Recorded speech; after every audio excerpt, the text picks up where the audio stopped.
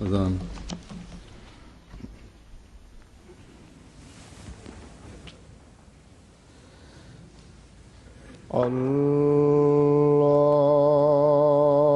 الله أكبر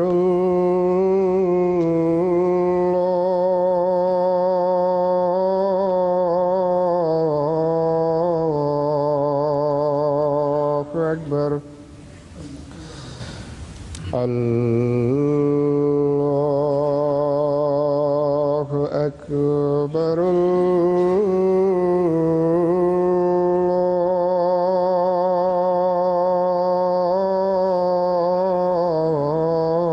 الله أكبر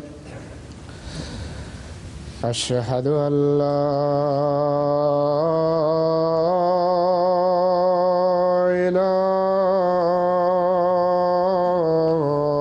إله إلا الله أشهد أن لا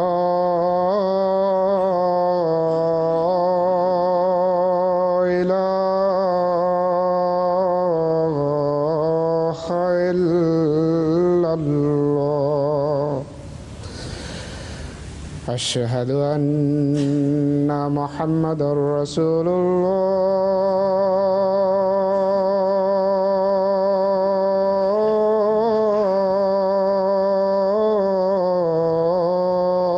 الله أشهد أن محمدًا رسول الله حي على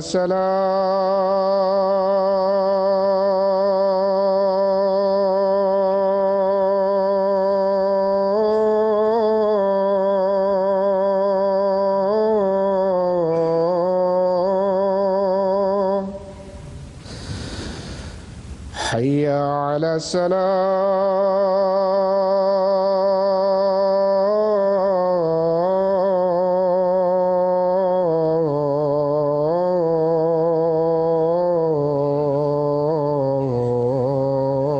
الصلاة حي على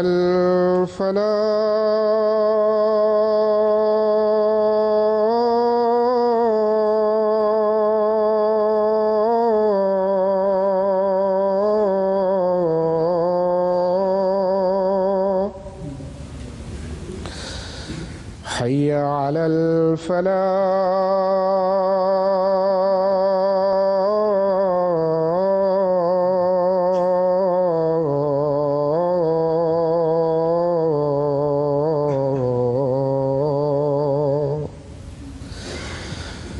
الله أكبر الله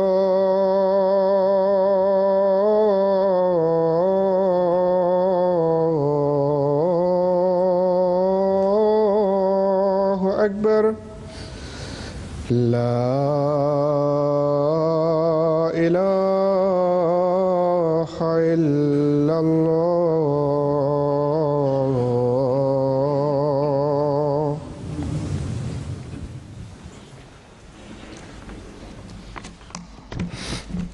السلام عليكم ورحمة الله.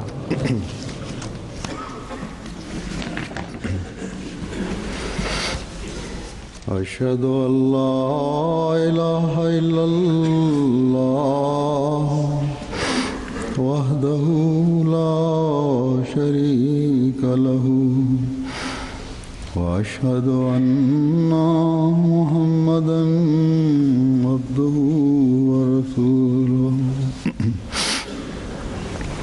أما بعد فأعوذ بالله من الشيطان الرجيم بسم الله الرحمن الرحيم الحمد لله رب العالمين الرحمن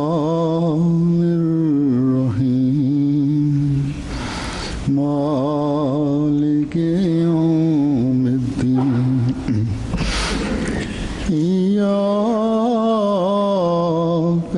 نعبد وإياك نستعين اهدنا الصراط المستقيم صراط الذين أنعمت عليهم غير المغضوب عليهم ولا الضالين.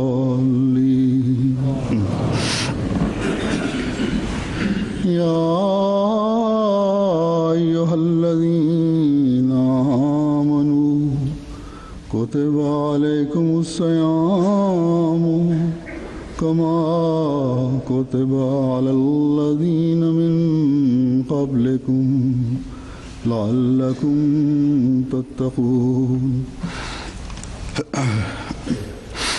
اے وہ لوگو جو ایمان لائے ہو، تم پر روزے اسی طرح فرض کر دیے گئے ہیں جس طرح تم سے پہلے لوگوں پر فرض کیے گئے، تاکہ تم تقوی اختیار کرو.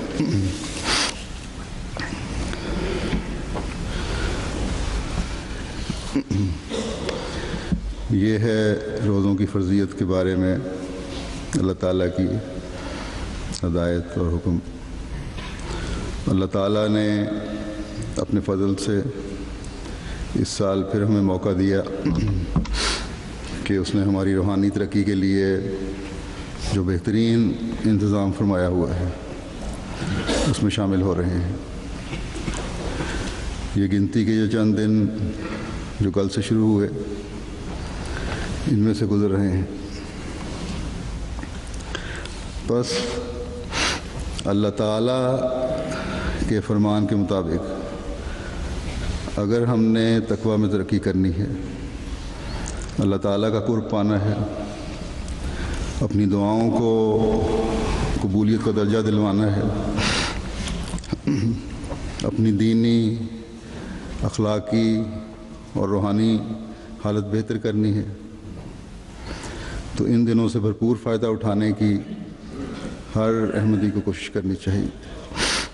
اللہ تعالیٰ فرماتا ہے یہ روزے جو تم پر فرض کیے گئے ہیں یہ روحانیت میں ترقی اور تقوی میں بڑھنے کے لیے انتہائی ضروری ہیں. اور دنیا میں پہلے بھی انبیاء کے ماننے والوں کی روحانی ترقی کے لیے، ان کے تزکیہ نفس کے لیے، ان کو خدا تعالیٰ کا قرب دلانے کے لیے یہ فرض کیے گئے تھے. بس یہ ایک اہم حکم ہے، اس کی پابندی ہی ہے جو ہمیں تقوی کے معیاروں کو اونچا کرنے والی بنائے گی. پہلے انبیاء کے ماننے والے بھی انہی لوگوں نے اللہ تعالیٰ کا قرب پایا اور اس کے فضلوں کے وارث ہوئے جنہوں نے بے چون و چراں خدا تعالیٰ کے حکموں کی پابندی کی. جب بھی خدا تعالیٰ نے اپنے احکامات کسی نبی پر اتارے، جب دنیا کی اصلاح کے لیے خدا تعالیٰ نے اپنے رسول بھیجے، وہی لوگ اللہ تعالیٰ کا قرب پانے والے اور اس کے انعامات سے حصہ لینے والے بنے جنہوں نے ان بھیجے ہوں کی کامل اطاعت اور فرمانبرداری کرتے ہوئے اس تعلیم پر عمل کیا اور ان احکامات پر چلتے رہے اور اپنے تقوی کے معیاروں کو بڑھاتے رہے جو اللہ تعالیٰ نے ان پر اتارے تھے. جب انکاری ہوئے تو جہاں روحانی معیار گرے وہاں دنیاوی طور پر بھی شان و شوکت کھو بیٹھے. اللہ تعالیٰ نے قرآن کریم میں اس کا ذکر بھی فرمایا ہوا ہے. بس اللہ تعالیٰ جب انبیاء کے ماننے والوں کو تقوی پر چلنے کی تلقین کرتا ہے تو یہ بھی فرماتا ہے کہ تم تقوی کے اعلیٰ معیار حاصل کر کے دنیا و آخرت کے انعامات سے حصہ لینے والے بنو گے، اس کی جنتوں کے وارث بنو گے. جیسا کہ فرماتا ہے وَلِمَنْ خَافَ مَقَامَ رَبِّهِ جَنَّتَانِ، یعنی جو بھی اپنے رب کی شان سے ڈرتا ہے اس کے لیے دو جنتیں ہیں. اللہ تعالیٰ کا تقوی اختیار کرتے ہوئے اس کے مقام کو پہچانو کہ تمام قدرتوں کا وہی مالک ہے. اسی کا خوف سب سے زیادہ تمہارے دلوں پر ہونا چاہیے. پھر اس دنیا میں بھی اس کی جنتوں سے حصہ لو گے اور اخروی زندگی میں بھی اس کے انعامات اور جنتوں کے وارث ٹھہرو گے. بس ہر احمدی مسلمان کو تقوی میں ترقی کرنے کے لیے، اللہ تعالیٰ کی جنتوں کا وارث ہونے کے لیے، اللہ تعالیٰ کے مقام کی پہچان ضروری ہے. اور یہ پہچان اس وقت ہوگی جب خالص اللہ تعالیٰ کے ہوتے ہوئے اس کے احکامات پر عمل کرو گے. اور ان احکامات میں سے ایک حکم رمضان میں روزوں کی پابندی کا اللہ تعالیٰ نے ہمیں دیا ہے.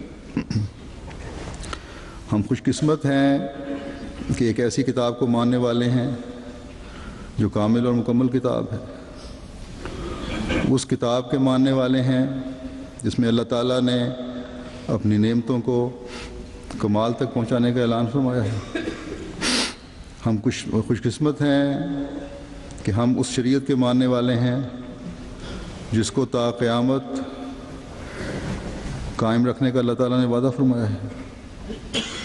ہم خوش قسمت ہیں ہم اس آخری شرعی نبی صلی اللہ علیہ وسلم کو ماننے والے ہیں جن کو اللہ تعالیٰ نے خاتم الانبیاء کہہ کر تمام نبیوں اور رسولوں سے افضل بنا دیا. پہلے رسول اپنی قوم کو تقوی پر قائم رکھنے کے لیے اللہ تعالیٰ کی طرف سے ان قوموں کی استعدادوں اور صلاحیتوں کے مطابق اللہ تعالیٰ کے احکامات لاتے رہے. لیکن قرآن کریم تمام دنیا کی تمام قوموں اور تمام زمانوں کی اصلاح کے لیے احکامات لے کر حضرت صلی اللہ علیہ وسلم پر نازل ہوا. تقوی پر قائم رکھنے کے لیے وہ احکامات لے کر آیا جو آج بھی تمام قوموں اور اس زمانے کے لیے تازہ ہیں اور آئندہ بھی رہیں گے. بس ہمیں سوچنا چاہیے کہ یہ چیزیں ہم سے کیا تقاضا کرتی ہیں. یہ احکامات جو اترے، جو اللہ تعالیٰ نے ہم پر انعام اور احسان کیا، یہ ہم سے کیا تقاضا کرتی ہیں؟ یہ تقاضا کرتی ہیں کہ اس آخری شرعی کتاب میں اللہ تعالیٰ نے جن نعمتوں کے کمال کا ذکر فرمایا ہے ان کے حصول کی کوشش کریں. یہ تقاضا کرتی ہیں کہ ہم اللہ اور اس کے رسول صلی اللہ علیہ وسلم کے احکامات پر عمل کرنے کے لیے اپنی تمام تر صلاحیتیں بروئے کار لائیں. وہ مجاہدہ کریں جس کے کرنے کا اللہ تعالیٰ اور اس کے رسول صلی اللہ علیہ وسلم نے ہمیں راستہ دکھایا ہے، ہمیں حکم دیا ہے. اللہ تعالیٰ فرماتا ہے والذین جاہدوا فینا لنہدینہم سبلنا، اور وہ لوگ جو ہم سے ملنے کی کوشش کرتے ہیں ہم ان کو ضرور اپنے رستوں کی طرف آنے کی توفیق بخشیں گے. بس اللہ سے ملنے کے لیے مجاہدہ کرنا اور کوشش کرنا ضروری ہے. اللہ تعالیٰ انہیں ہی اپنے راستوں کی طرف آنے کی رہنمائی فرماتا ہے جو خالص ہو کر اس کی طرف آنے کی کوشش کرتے ہیں. اللہ تعالیٰ انہی کو تقوی پر چلنے کی توفیق عطا فرماتا ہے جو خود بھی تقوی پر چلنے کی کوشش کرتے ہیں. اللہ تعالیٰ انہی کی طرف دوڑ کر آتا ہے جو کم از کم خود چل کر اس کی طرف آنے کی کوشش کرتے ہیں. اور تقوی کے حصول کے لیے ان کوششوں میں اللہ تعالیٰ کی رضا حاصل کرنے کی کوششوں میں ایک بہت بڑا ذریعہ اللہ تعالیٰ نے رمضان کے روزوں کو بنایا ہے۔ بس اللہ تعالیٰ کے فضلوں اور اس کے انعاموں کے حصول کے لیے جو حقیقی کوشش کرتا ہے وہ گناہوں سے پاک کر دیا جاتا ہے، اسے نیکیاں کرنے کی توفیق ملتی ہے اور وہ اللہ تعالیٰ کے فضلوں کو حاصل کرنے والا بن جاتا ہے۔ ایک روایت میں آتا ہے، حدیث میں ہے، حضرت ابو سعید خدری سے روایت ہے کہ نبی کریم صلی اللہ علیہ وسلم نے فرمایا، جو بندہ اللہ تعالیٰ کے راستے میں اس کا فضل چاہتے ہوئے روزہ رکھتا ہے تو اللہ تعالیٰ اس کے چہرے اور آنکھ کے مابین 70 خریف کا فاصلہ پیدا کر دیتا ہے، یعنی موسم سرما اور گرما کے درمیان جتنا فرق ہے وہ 70 گنا زیادہ اس سے فرق کر دیتا ہے۔ ایک مثال ہے کہ بالکل اس کے آگ دور کر دیتا ہے۔ بس اللہ تعالیٰ کے راستے میں اس کا فضل چاہتے ہوئے روزہ رکھنا ضروری ہے، جیسا کہ اس نے حکم دیا۔ کسی قسم کا دنیاوی مقصد نہ ہو، خالص اس کی رضا کا حصول ہو، تو اللہ تعالیٰ مجاہدہ کرنے والے کو نہ صرف آگ سے بچاتا ہے بلکہ اپنی رضا کی جنتوں میں بھی داخل فرماتا ہے۔ اس کو دین بھی ملتا ہے اور دنیا بھی ملتی ہے۔ حضرت مسیح موعود علیہ الصلوۃ والسلام فرماتے ہیں کہ خدا تعالیٰ کی طرف صحیح کرنے والا کبھی بھی ناکام نہیں رہتا۔ اس کا سچا وعدہ ہے کہ الذین جاہدوا فینا لنہدینہم سبلنا، خدا تعالیٰ کی راہوں کی تلاش میں جو جویا ہوا، جس نے کوشش کی، وہ آخر منزل مقصود پر پہنچا۔ دنیاوی امتحانوں کے لیے تیاریاں کرنے والے، راتوں کو دن بنا دینے والے طالب علموں کی محنت اور حالت کو دیکھ کر ہم رحم کھا سکتے ہیں، تو اللہ تعالیٰ جس کا رحم اور فضل بے حد اور بے انت ہے، اپنی طرف آنے والے کو ضائع کر دے گا؟ ہرگز نہیں، ہرگز نہیں۔ اللہ تعالیٰ کسی کی محنت کو ضائع نہیں کرتا۔ بس یہ موقع دیا ہے اللہ تعالیٰ نے ہمیں اس مہینے میں داخل کیا ہے۔ اللہ تعالیٰ نے ہمیں اپنے فضل سے، جس میں روزہ رکھنے والوں کے لیے، ان روزہ رکھنے والوں کے لیے جو خالصتاً اللہ تعالیٰ کی رضا کے حصول کے لیے روزہ رکھتے ہیں، حضرت صلی اللہ علیہ وسلم کے ارشاد کے مطابق ایک اور جگہ حدیث میں، روزہ ڈھال بن جاتا ہے۔ بندے اور آگ کے درمیان روزہ ایک ڈھال بن جاتا ہے۔ روزہ اللہ کے بندے اور آگ کے درمیان ایک مضبوط قلعہ اور حصار بن جاتا ہے، جس کی دیواروں سے پاک ہو کر آگ کبھی اللہ تعالیٰ کے بندے کو جلا نہیں سکتی۔ یہ حدیث ایک ہے حدیث قدسی، یعنی حضرت صلی اللہ علیہ وسلم نے اللہ تعالیٰ کے حوالے سے بیان فرمایا کہ اللہ تعالیٰ فرماتا ہے کہ اس حدیث کی تفصیل ایک اور جگہ بخاری میں اس طرح آئی ہے۔ حضرت ابو ہریرہ رضی اللہ تعالیٰ عنہ سے روایت کرتے ہیں کہ رسول اللہ صلی اللہ علیہ وسلم نے فرمایا، اللہ تعالیٰ فرماتا ہے ابن آدم کا ہر عمل اس کی ذات کے لیے ہوتا ہے سوائے روزوں کے، بس روزہ میری خاطر رکھا جاتا ہے اور میں ہی اس کی جزا دوں گا، اور روزے ڈھال ہیں، اور جب تم میں سے کسی کا روزہ ہو تو وہ شہوانی باتیں اور گالی گلوچ نہ کرے، اور اگر اس کو کوئی گالی دے یا اس سے جھگڑا کرے تو اسے جواب میں صرف یہ کہنا چاہیے کہ میں تو روزے دار ہوں۔ اس ذات کی قسم جس کے قبضہ قدرت میں محمد کی جان ہے صلی اللہ علیہ وسلم، روزے دار کے منہ کی بو اللہ تعالیٰ کے نزدیک کستوری سے زیادہ طیب ہے۔ روزے دار کے لیے دو خوشیاں ہیں، جو اسے خوش کرتی ہیں. ایک جب وہ روزہ افطار کرتا ہے تو خوش ہوتا ہے، اور دوسرے جب وہ اپنے رب سے ملے گا تو اپنے روزے کی وجہ سے خوش ہوگا.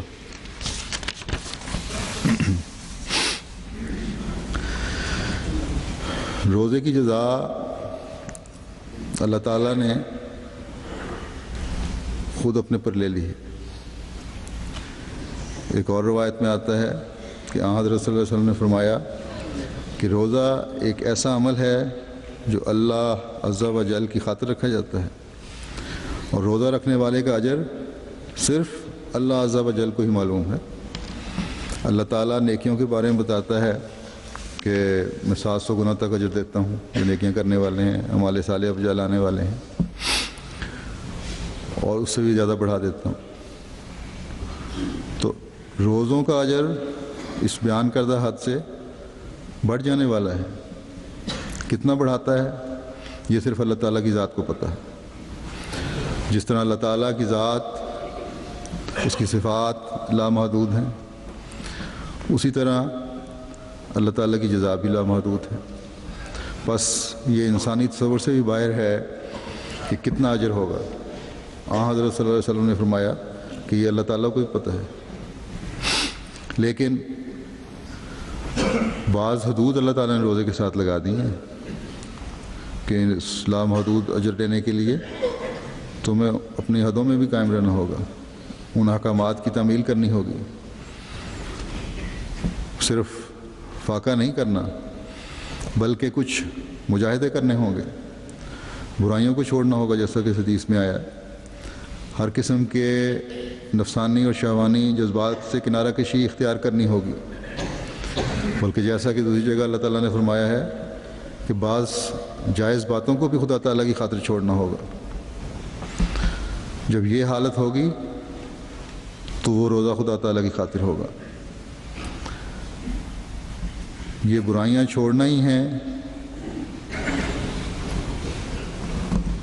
جو اس کو اللہ تعالیٰ کا قرب دلانے والی ہوں گی، لیکن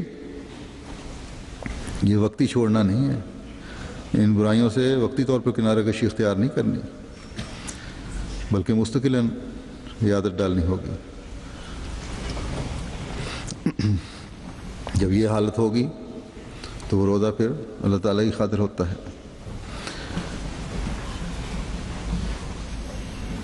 اللہ تعالیٰ جس کو انسان کی پتال تک کی خبر ہے، وہ دلوں کا حال جانتا ہے.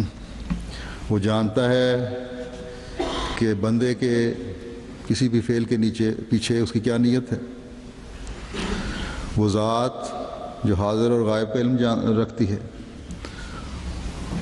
اس کی صفات کو، اس کے علم کو اگر سامنے رکھتے ہوئے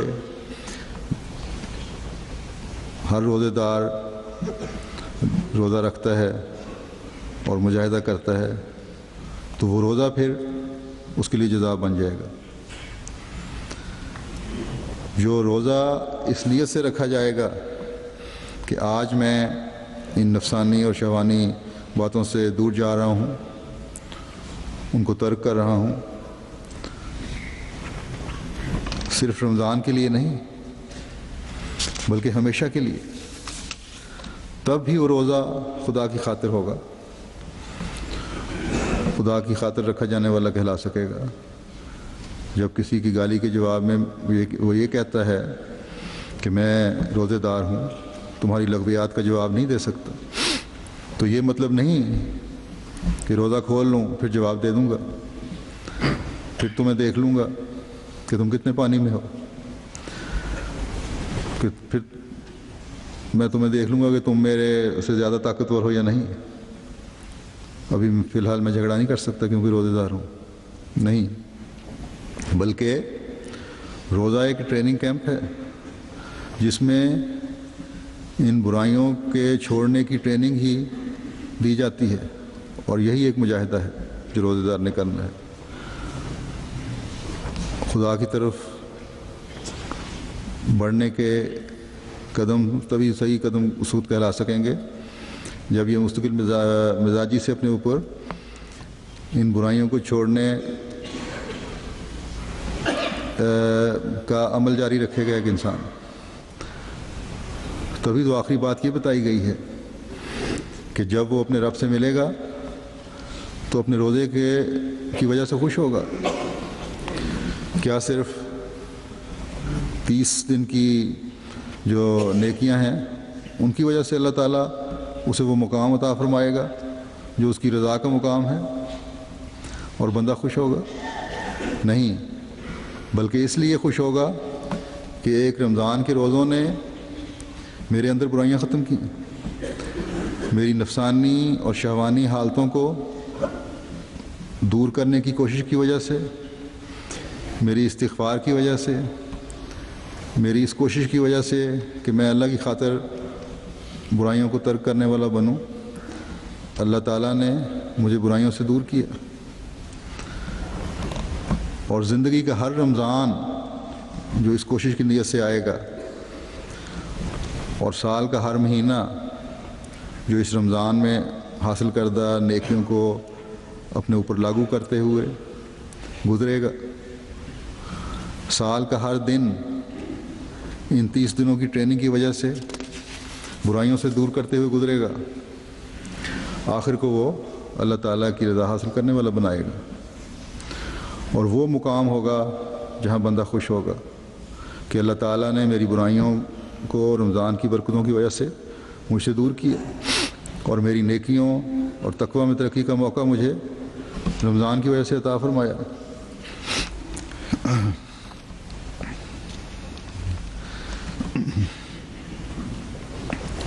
میں نے خالص ہو کر اس کی خاطر روزے رکھے اور ان روزوں کے مجاہدے سے اپنے اعمال کی اصلاح کی کوشش کی، اپنی عبادتوں کے معیار بلند کیے، اور آج میں اللہ تعالیٰ کی رضا حاصل کرنے والا بن رہا ہوں۔ بس رمضان آیا ہے تو اپنی عبادتوں کے معیار بھی ہمیں بلند کرنے کی ضرورت ہے، اور اپنے اعمال پر نظر رکھتے ہوئے ان کو اللہ تعالیٰ کے احکامات کے مطابق ڈھالنے کی ضرورت ہے۔ ایک طالب علم کی طرح جو امتحان کی تیاری کے لیے محنت کرتے ہوئے راتوں کو دن کر دیتا ہے، جیسا کہ حضرت مسیح موعود علیہ الصلوۃ والسلام نے فرمایا ہے، ہم بھی اپنی راتوں کو ان دنوں میں اللہ تعالیٰ کی خاطر گزارتے ہوئے گزارنے کی کوشش کریں گے تو وہ رحیم و کریم خدا، وہ مستجاب الدعوات خدا ہمیں اپنی رضا کی راہوں پر ڈالے گا، اپنے وعدے کے مطابق ہمیں ان راستوں کی طرف لائے گا جو اس کی رضا کے راستے ہیں،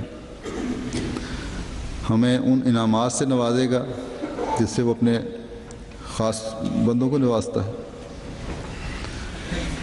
ہمارے تقویٰ کے معیاروں کو وہاں تک لے جائے گا جہاں اس کا قرب حاصل ہوتا ہے۔ بس روزہ اگر ڈھال اللہ تعالیٰ نے بنایا ہے تو اس ڈھال کا استعمال بھی آنا چاہیے۔ اگر اپنے ڈھال جو ہے اپنے سامنے صحیح طرح نہ رکھی جائے، اگر اس کو مضبوطی سے نہ پکڑا جائے تو حملہ آور کا ایک وار ہی اس کو ہوا میں اڑا دیتا ہے، اور ڈھال کا کام نہیں دے سکتی۔ بس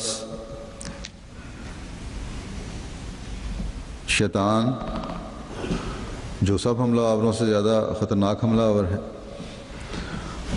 اس کے وار سے محفوظ رہنے کے لیے اللہ تعالیٰ کی عبادت میں ترقی کرنے، اپنی راتوں کو زندہ کرنے اور اللہ تعالیٰ کے احکامات کو مضبوط پکڑ کر ہی اس روزے کی ڈھال سے ایک مومن صحیح فائدہ اٹھا سکتا ہے،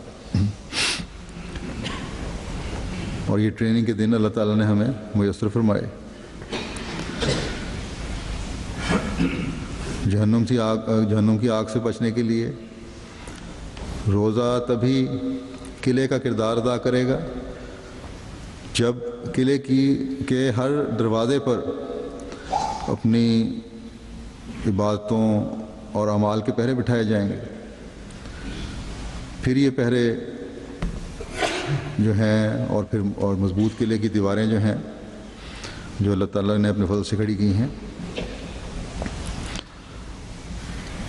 جہنم کی آگ سے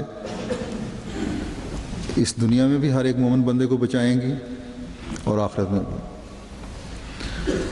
اللہ تعالیٰ کی رضا کا حصول اور تقوی پر قدم مارنا ہی ایک مومن بندے کی زندگی میں انقلاب لاتے ہوئے اس دنیا کی نوما سے بھی ایک مومن بندے کو بہرہور کرے گا اور آخرت میں بھی۔ بس ہمیں چاہیے کہ اللہ تعالیٰ کے اس مہیا کردہ انتظام سے فائدہ اٹھائیں، اس کے بتائے ہوئے حکموں کے مطابق یہ دن گزارتے ہوئے تقوی میں ترقی کریں۔ پہلوں کی جو تعلیم تھی، جو حضرت صلی اللہ علیہ وسلم سے پہلے نبی آئے، وہ تو عارضی تھی، عارضی زمانے کے لیے تھی، ختم ہو گئی۔ ان کی تعلیم تو عارضی اور وقتی تقوی اس عطا کرنے کے لیے تھی، اور تعلیم کے ختم ہونے کے ساتھ ہی اس میں وہ تازگی نہیں رہی، تقوی نہیں رہا۔ لیکن جیسا کہ میں نے کہا، اسلام کی تعلیم تو ہمیشہ کے لیے زندہ ہے، قرآن کریم کے احکامات تو ہمیشہ کے لیے قائم ہیں۔ دوسرے مذاہب کے تو روزوں میں نفسانی خواہشات داخل ہو گئی ہیں، ہماری تو تعلیم بھی زندہ ہے اور احکامات بھی اصل حالت میں قائم ہیں۔ بس ہمیں اپنے تقوی کے معیاروں کو بھی زندہ رکھنے کے لیے ہمیشہ جد و جہد کرتے چلے جانے کی ضرورت ہے۔ ہمیں تقوی کی سیڑھیوں پر قدم رکھتے ہوئے اللہ تعالیٰ کی رضا کے حصول کے لیے، اللہ تعالیٰ کا قرب پانے کے لیے، اللہ تعالیٰ نے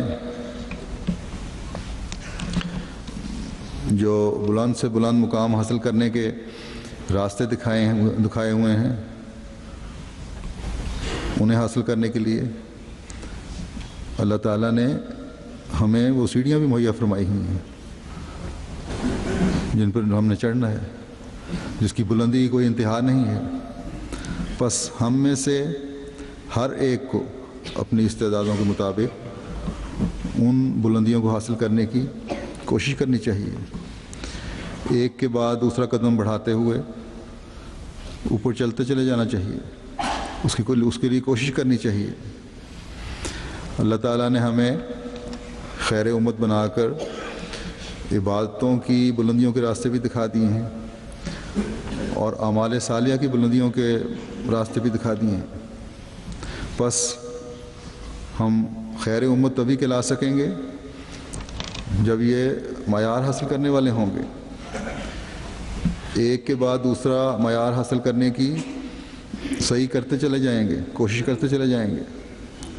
بس اللہ کی رضا کے حصول کے لیے کیے گئے یہ اعمال ہی ہیں جو تقوی کہلاتے ہیں، جس کے حصول کے لیے رمضان کے روزے فرض کیے گئے ہیں۔ اللہ تعالیٰ ہمیں اس رمضان میں تقوی کے حصول کے لیے مجاہدہ کی توفیق عطا فرمائے۔ حضرت مسیح موعود علیہ الصلوۃ والسلام فرماتے ہیں کہ روزے کی حقیقت سے بھی لوگ ناواقف ہیں۔ روزہ اتنا ہی نہیں کہ اس میں انسان بھوکا پیاسا رہتا ہے، بلکہ اس کی ایک حقیقت اور اس کا ایک اثر ہے جو تجربے سے معلوم ہوتا ہے۔ انسانی فطرت میں ہے کہ جس قدر کم کھاتا ہے اسی قدر تزکیہ نفس ہوتا ہے اور کشفی قوتیں بڑھتی ہیں۔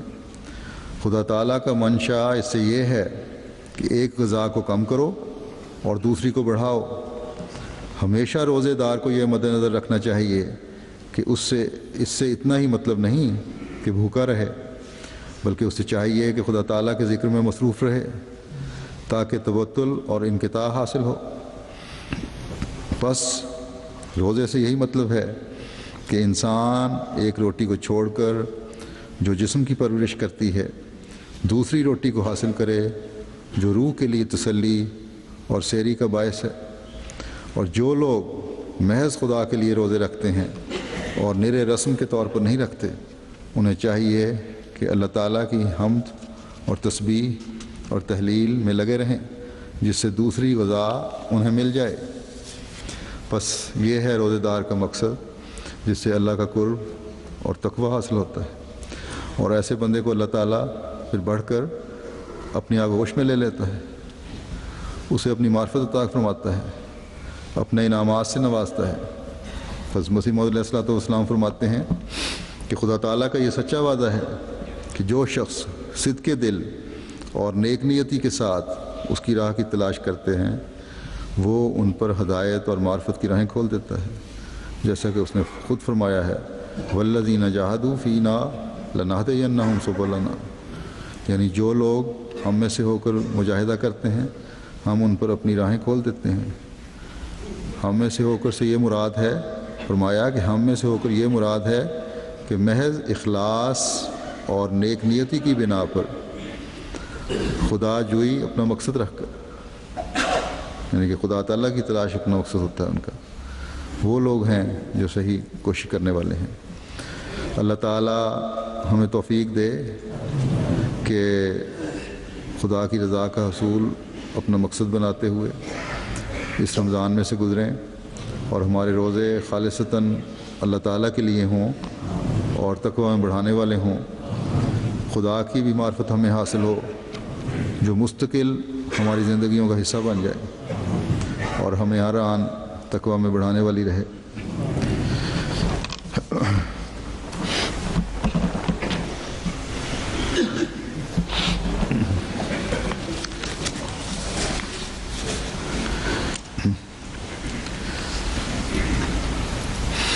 الحمد للہ نحمده ونستعینه ونستغفره ونؤمن به ونتوکل علیہ ونعوذ باللہ من شرور انفسنا ومن سیئات اعمالنا، من يهده الله فلا مضل له ومن يضلل فلا هادي له، ونشهد أن لا إله إلا الله ونشهد أن محمدا عبده ورسوله۔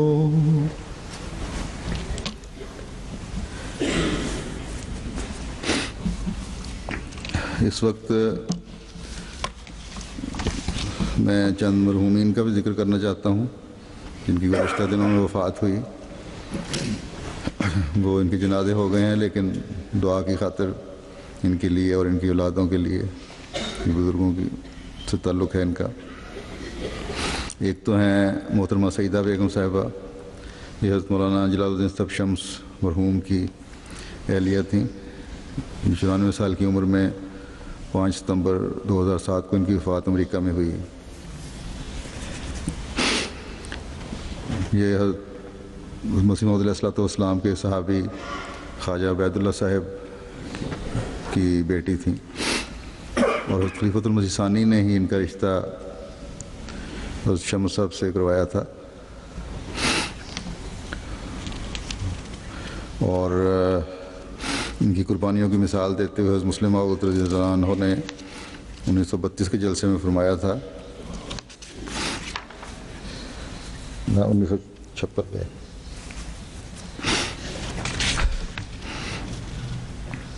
1932 میں ان کا نکاح ہوا تھا، اور 1956 کے جلسے میں لجنہ کے اجتماع پر مسلم موعود رضی اللہ عنہ نے ایک فرمایا تھا کہ ہمارے ایک مبلغ مولوی جلال الدین صاحب شمس ہیں، وہ شادی کے تھوڑے عرصے بعد یورپ میں تبلیغ کے لیے چلے گئے تھے۔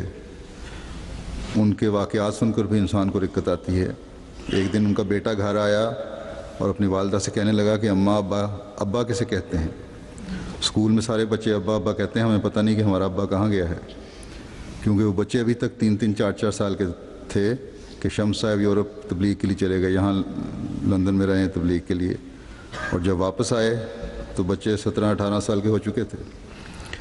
تو انہوں نے بڑی قربانی سے ان بچوں کو پالا اور بغیر شکوہ لائے علیحدہ نہیں پیچھے۔ اس وقت حالات ایسے تھے، مبلغین کی فیملیاں ساتھ نہیں ہوتی تھیں، بڑی قربانی دی ہوئی ہے اس زمانے میں مبلغین نے بھی اور ان کی بیویوں نے بھی۔ موسیہ تھی مرحومہ، بڑی نیک خاتون تھی۔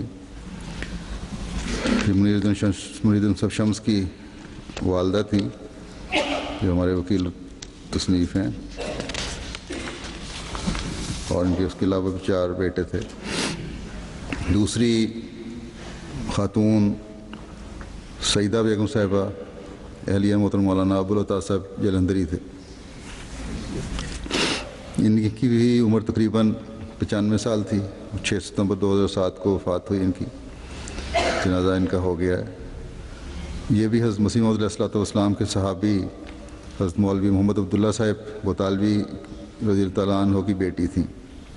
ان کا رشتہ بھی حضرت مسلم موعود نے اماں جان رضی اللہ تعالیٰ عنہ کے کہنے پر مولانا ابوالعطا صاحب سے خود تجویز کیا تھا اور خود ہی نکاح تجویز کیا تھا اور خود ہی نکاح پڑھایا تھا۔ آپ بھی بڑی نیک عبادت گزار تھیں۔